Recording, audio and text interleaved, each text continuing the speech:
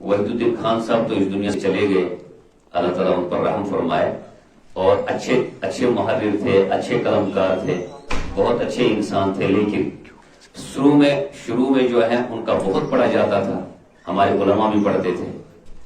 عوام بھی پڑھتی تھی، آج بھی بہت سارے جوان پڑھتے ہیں، لیکن پھر علماء نے جب ان کی تحریرات کو دیکھا پڑھا،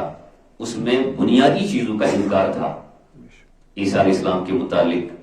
غلط تعویلیں تھی، دجال کے متعلق غلط تعویلیں تھی،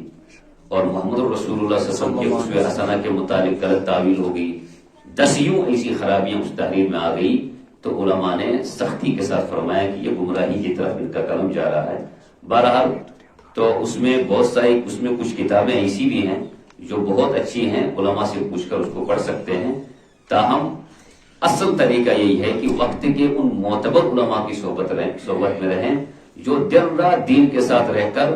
اور جس میں ہم خود کوشش کریں، سمجھیں کہ ہمیں صحیح دین کہاں سے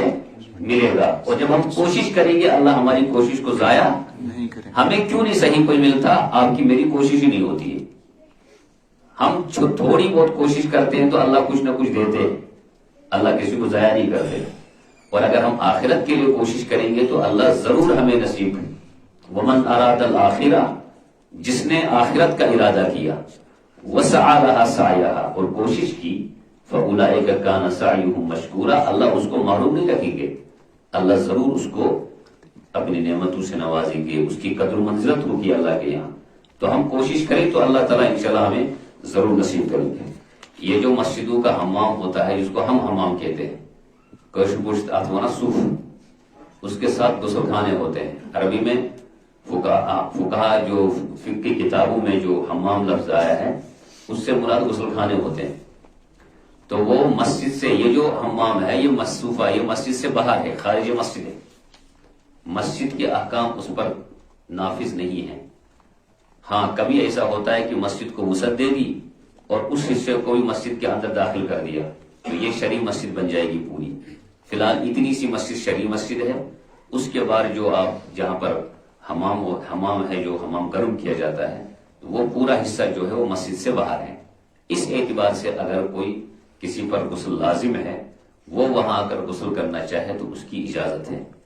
تاہم اس کے لیے بہتر یہی ہے کہ وہ لازمی غسل جو ہے وہ اپنے گھر میں ہی کیا کرے، ضرور اگر سہولتیں موجود ہیں، میسر ہیں، کوئی مسئلہ نہیں ہے، یہاں آنے کی ضرورت نہیں ہے، تو بہتر اور افضل یہ ہے کہ وہ یہ کام کہاں کرے، گھر میں ہی کرے، اور ضرورت کے مطابق مسجد کا جو پانی ہے وہ استعمال کیا جائے، تاکہ دوسروں کو کوئی تکلیف نہ ہو، اور کوئی بھی ایسا کام جو کبھی جائز بھی ہوتا ہے، کوئی حرج نہیں ہوتا اس میں، لیکن دوسروں کو کبھی اس سے تکلیف ہو جاتی ہے، تو خود بھی آدمی غور کرے کہ کہیں اس کام سے دوسروں کو کوئی تکلیف تو نہیں ہو رہی ہے، میری اس حرکت سے کہیں کوئی اجتماعی نقصان تو نہیں ہو رہا ہے،